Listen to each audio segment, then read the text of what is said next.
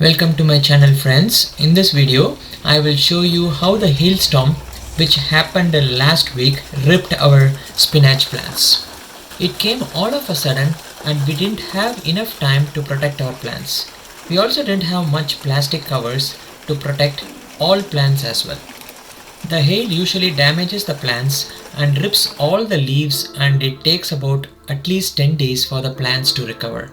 2 years back, hail damaged all our broccoli plants, and Calgary is always prone to hail in summer, and hence one of the most difficult places to do vegetable gardening.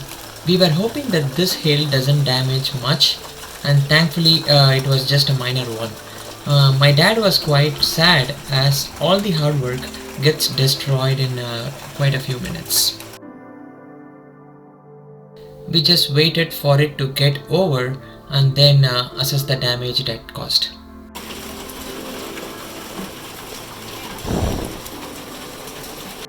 As you see here, only the spinach bed got severely affected, and almost all the spinach in this bed leaves are torn, and we cut all the leaves and saved it in our refrigerator.